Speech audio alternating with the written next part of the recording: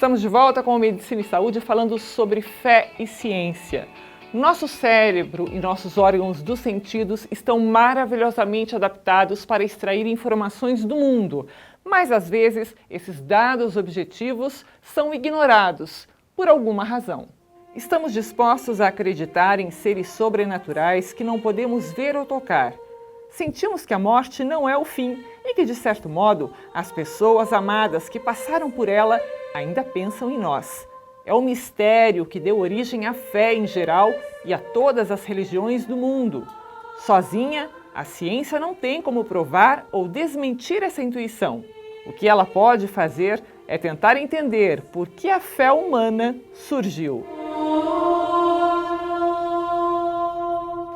Fé é aquilo que nós temos dentro de uma religiosidade, da qual nós acreditamos e seguimos, que prova a nossa espiritualidade e a nossa existência naquilo que seguimos, Jesus Cristo. Onde colocamos assim toda a nossa meta, todo o nosso caminho, toda a nossa vida. Poderíamos dizer que a fé também é uma verdade, dentro dos valores, dentro da conduta ética, moral. É aquela que inspira e que alimenta o nosso caminho, é o crer em Deus. Pergunto ao Padre Sandro se a fé pode curar ou se é apenas um instrumento que auxilia no processo de cura. Olha, há hoje muitos estudos nesse sentido, que a espiritualidade ela é realmente curativa e ela faz parte deste processo de cura. Já são pesquisas que temos, americanas, de que a fé e a espiritualidade, elas curam sim. E se tu pega toda a teologia bíblica, o que Jesus fazia? Curava as pessoas. Nem sempre ali está uma alegoria, um simbolismo, mas está de fato um acontecimento. O cego, o surdo, o mudo, a fé te devolve esse sentimento de vida, de gratidão, de amor, de persistência, de alegria, de afinco diante do desespero, diante da dor. Ora, para que saibais que o Filho do Homem tem na terra poder para perdoar pecados. A ti te digo, levanta-te, toma o teu leito e vai para a tua casa.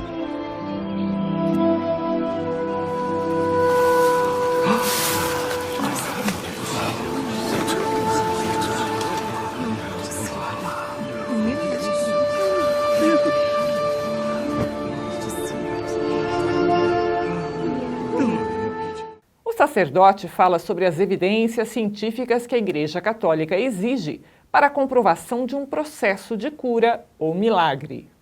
Há poucos dias teve um caso aqui no Paraná, não sei se é de Roncador ou de Araruna, um menino que caiu. A igreja se baseia, além dos relatos e da devoção, também nos dados científicos para comprovar e até ajudar na causa deste santo, ou da própria igreja, em nome de Jesus Cristo, que aconteceu aquela cura. Mas são dois dados importantes, os testemunhos e também o testemunho da medicina. Não é dado assim só porque eu falei, não. Quando é para a causa de beatificação de santos, conseguir o milagre, entender o milagre, passa por esses dois processos. Para a ciência espírita, a fé é muito mais do que mera crença.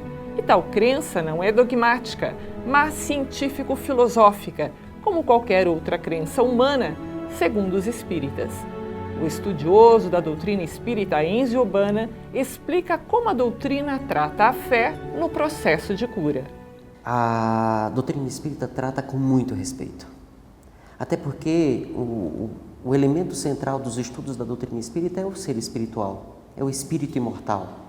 A fé é uma das grandes características do ser imortal, desse ser espiritual, do espírito, como todo mundo fala. Então nós tratamos com muito respeito, de tal modo que a fé ela é algo que faz parte do próprio indivíduo, da sua essência.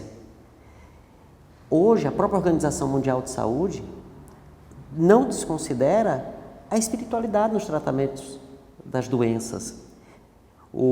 A medicina não vê mais só saúde ou só doença, vê como um complexo saúde e doença. e levando isso em consideração, ver o ser espiritual, o ser imortal, e aí nós temos as ciências da psicologia, da psiquiatria, já hoje estudando como esse ser espiritual age sobre o nosso organismo. Temos muitas pesquisas, a internet, as academias estão repletas disso. Na história e nos livros sagrados de várias religiões do mundo, incluindo a Bíblia cristã, constam relatos de diversas curas de enfermidades através de pessoas que possuíam o dom de curar pela oração, pela aproximação ou mesmo pela imposição das mãos. Nas reuniões mediúnicas, algo parecido acontece. Pergunto a Enzio qual o objetivo do passe magnético e o que acontece nesse momento. Olha, existem várias explicativas, várias explicações e várias formas de entender. De um modo muito básico, muito geral, o passe ele vai atuar diretamente nas estruturas energéticas do ser.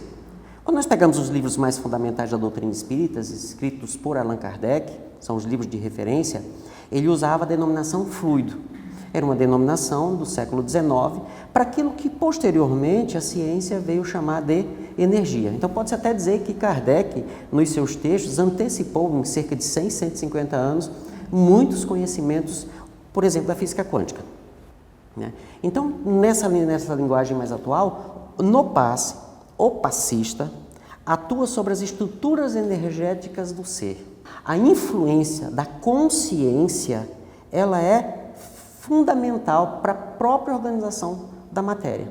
Então, se você pega duas pessoas, uma está com a sua autoestima danificada, vamos colocar assim, está doente, e alguém que está com a sua autoestima saudável, e as duas pessoas estão com o mesmo problema orgânico, as experiências têm nos demonstrado, não só nas igrejas, na casa espírita, mas nas universidades, que essa pessoa que está bem espiritualmente ou bem psicologicamente, aí use o termo que quiser, o fato continua sendo o mesmo, essa pessoa que está bem consigo mesma consegue inclusive reverter o quadro biológico. Então nós observamos que tem alguma coisa aí. Depois do intervalo, você vai conhecer a opinião de quem exerce a medicina e reconhece a existência de um poder maior que o da ciência.